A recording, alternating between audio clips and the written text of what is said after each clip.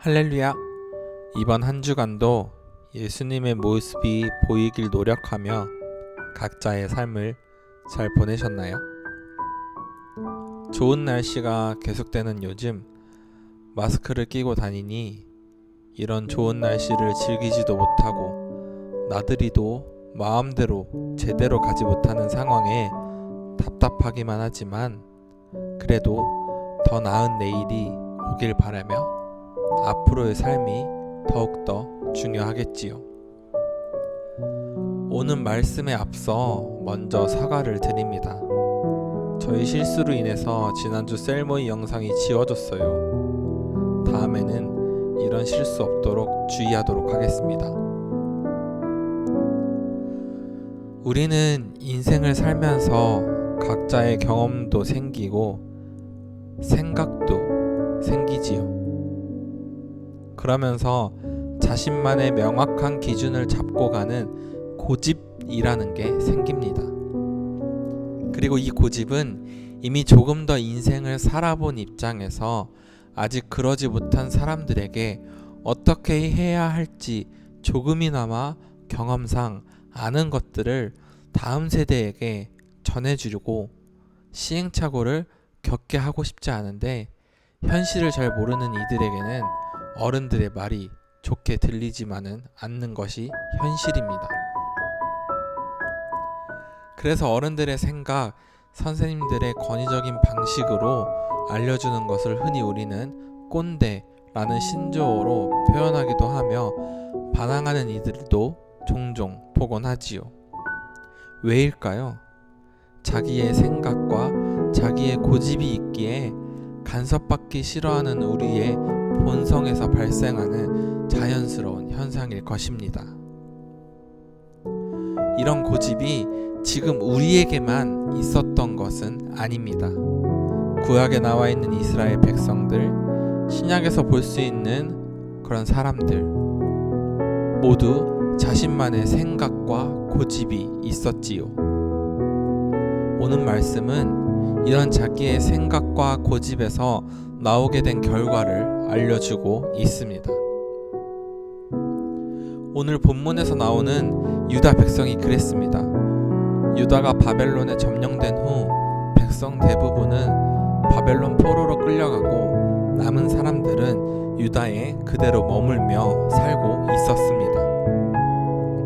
바벨론은 유다 사람들을 돌볼 총독으로 아하감의 아들 그다랴를 세웠고 그를 중심으로 유다에 남은 사람들은 다시 일상을 회복하면서 살고 있었습니다. 하지만 암몬 왕의 사주를 받은 느다냐의 아들 이스마엘이 그다랴를 죽이고 백성을 포로로 잡자 유다의 군대 장관인 요하나는 군대를 이끌고 가 포로로 잡힌 백성을 구합니다. 그리고 총독인 그다랴가 죽고 싸움이 벌어진 이 사태를 바벨론이 반역으로 보고 유다를 다시 공격할까 두려워 남은 백성들은 모두 모아 전쟁도 없고 먹을 곳도 풍부한 이집트로 가려고 계획을 합니다. 유다의 백성들은 이집트로 옮기기 전에 하나님의 뜻이 어떤 것인지 확인하기 위해 예레미야에게 기도를 요청을 하지요. 그러면서 6절에 보면은 좋든 나쁘든 당신을 보내 간구하고 있는 우리의 하나님 여호와의 목소리에 순종할 것입니다 라며 순종을 다짐을 합니다. 그러자 하나님께서는 예레미야를 통해서 이집트로 가는 것이 아닌 유다에 계속 남아있는 것이 나 하나님의 뜻이며 남아있어도 바벨론 사람들이 절대로 그들에게 해를 끼치지 않을 테니 두려워하지 말라 이야기를 하십니다. 그러면서 동시에 하나님은 여호와의 이 응답에 순종하지 않고 이집트로 떠나게 되면 전쟁과 기근을 피하기 위해 간 그곳에서 칼과 기근과 전염병을 만나게 될 것이라고 말씀을 하십니다. 그러나 유다 백성들은 어떠했을까요? 각자 한번 성경 말씀을 찾아보시길 바랍니다. 이 모습 어디서 많이 보고 비슷하진 않는가요? 우리가 기도를 하고 간구하면 하나님은 우리에게 언제나 갈 길을 알려주시고 기도의 응답을 해주십니다. 응답의 시간은 길 수도 짧을 수도 있지만 말이지요. 유다의 백성들은 기도로 하나님께 물어보았지만 그것이 하나님 어떡할까요? 알려주세요 라는 것보다는 확인차, 이미 자신들의 마음에는 갈 길을 정해놓고 하나님에게 확인만 해본 것은 아닐까요?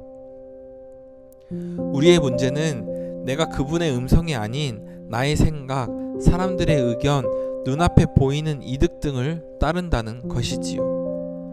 하나님은 끊임없이 말씀하셨지만 내가 하나님의 뜻과 반대되는 선택을 한 것이기 때문에 우리는 하나님께서 책임져 주는 인생이 아닌 나 스스로 책임지고 해결해야 하는 외롭고 두려운 삶을 살 수밖에 없는 것입니다. 그들은 하나님의 말씀을 물을 때는 좋든 나쁘든 순종하겠습니다 했으면서 결국 그들의 선택은 자신들이 원하는 쪽으로 선택을 하였습니다. 자기의 생각, 자기 고집을 꺾지 않은 것이지요. 이집트에 가는 것이 전쟁도 배고픔도 면할 수 있는 정확한 판단인 줄 알았지만 그곳에서 그들이 가장 두려워하는 그 일들을 만나게 되고 맙니다. 하나님이 예레미야를 통해서 알려주셨고 말씀해 주셨지만 그들은 무시하고 자신들 스스로 선택한 후 비극을 맞이하게 되지요. 사랑하는 청년 여러분, 이 모습이, 이 오늘 말씀에서 볼 수 있는 이 모습이 우리의 모습과는 닮아 있지 않나요? 우리는 항상 자기 생각과 고집을 쉽게 꺾지 않습니다. 하나님의 뜻이 나의 선택의 근거, 판단의 근거가 되지 않고 다른 사람들의 말을 듣고 대세를 따르고 당장 보기에 좋아 보이거나 미래에 가치가 있을 것 같은 일에 나의 오늘과 미래를 선택하고는 합니다. 이 모습이 예수님이 오신 뒤에도 여전히 남아 있었습니다. 예수님은 하나님만을 사랑하고 오직 하나님의 말씀을 따르라 라고 말씀을 하셨습니다. 그러나 우리는 그분의 말씀을 무시한 채 우리가 생각한 것과는 달라 예수님을 우리의 손으로 십자가에 매달았습니다. 세상에서 자기의 생각대로 살아가는 요즘 우리는 어떻게 하면 될까요? 답은 하나입니다. 하나님의 말씀을 따라 살려면 먼저 하나님을 가장 사랑해야 할 것입니다. 왜냐하면 우리는 우리가 가장 사랑하는 사람의 말을 잘 듣고 따르기 때문이지요. 우리의 생활은 이미 답은 정해져 있는 답정너의 생활이 아닌 남들보다는 느리고 더딜지라도 마음으로 요동쳐 주시는 하나님의 음성을, 그리고 기도를 하며 하나님의 뜻을 구하며 나아가는 우리 청년들이 되길 간절히 소망합니다.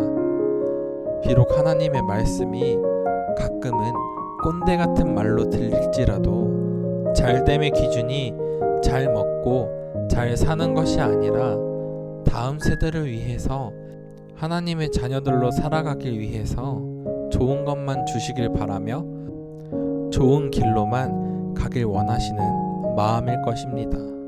왜냐하면 우리를 너무나 사랑하기 때문이지요. 사랑하는 청년 여러분, 한 주간 나의 생각, 나의 고집대로 사는 것이 아닌 하나님의 음성을 들으며 살아가는 우리 청년들이 되길 바라며 끝으로 주는 완전합니다 찬양을 들으며 한 주간도 하나님의 자녀로 살아가는 여러분들이 되시길 진심으로 소망합니다.